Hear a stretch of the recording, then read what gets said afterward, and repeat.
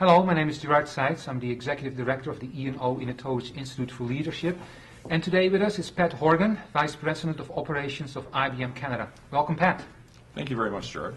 Pat, I have a few questions for you.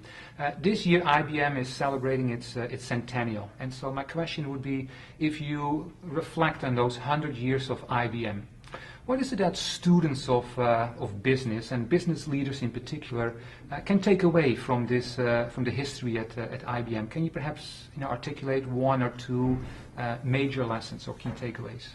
Well, I think there have been so many things. We've been enjoying our centennial year because we are looking back and understanding what were the sort of key aspects of IBM that made it the company that it is. And it made it last for 100 years, which really is sort of a very odd event, if you will, in the technology field and technology business. I think one of the first things I would say is this values-driven organization that we are, we really feel strongly that our leader, when he first started the company, Thomas Watson, really thought that core values and stating core values to your employees and driving their basic beliefs as part of the character of the company is a way that the company can last for the long term. And so when you think about it, those values and those beliefs that IBMers now instill very closely to themselves have been something that, whether you have good times or bad, or whether you're able to look at opportunities and take advantage of them, the core values really have held us together. And I guess the second part is, given that we're a technology company, we've never lost sight to think of research and innovation as really the differentiator. We've continued to invest when other companies decided that this is an area that we should pull back on. And regardless of our performance, we have always decided that this is thinking about the new frontiers and the new ways of doing business and the new technology fields are core to our success. Let me ask a follow-up question because IBM, in my opinion, really stands for change and innovation.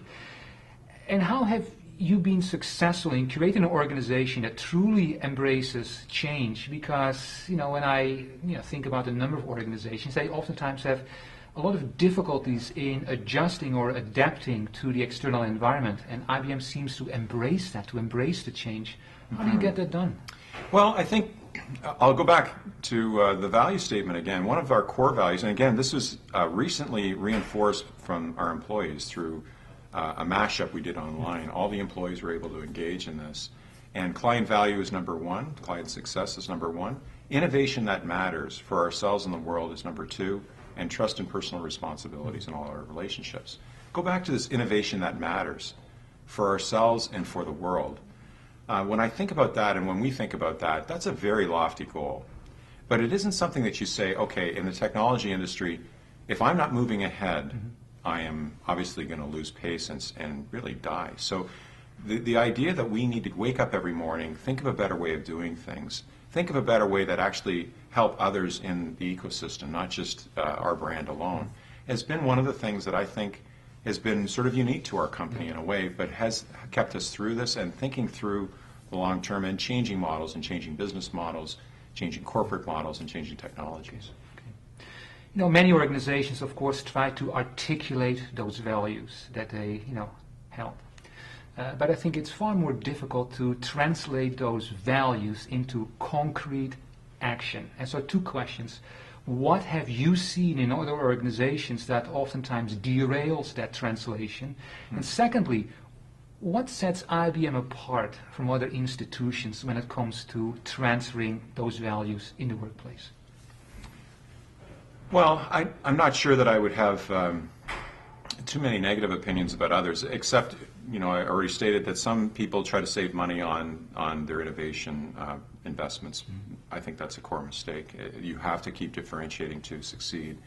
I think the other part of it that I've seen is that we were one of the companies that had a very strong personality at the helm. And again, in the early days of the 1900s, his strength and his personality held sort of the character of the company. But we translated that into something that the employees did every day. And his view is that his employees were his biggest asset, and that if they just thought a little bit more, think being the phrase that he came up with, that we could solve all the world's problems. And I think that inherent thought that the employee themselves are the real asset, and that we need to build their skills and build their view of the world. And that's really the important element that kept us going. And I guess to the second point, what's unique about IBM, we have now become a global company. Of course, international is in the name, but we're now globally integrated. And the difference between a multinational company that's in a lot of different countries around the world and one that's globally integrated is one where we actually have decision-making authority in all different parts of the world. And what we do then is come together as a real global organization in every way. And so it isn't something where you have a personality that's driven from one part of the world and trying to be enforced on another and so on. We have really become global in our approach. And I think that in today's world is a secret weapon to understand that global economy in a better way. Okay, okay. Leadership obviously is very important. Leadership development is very important at IBM.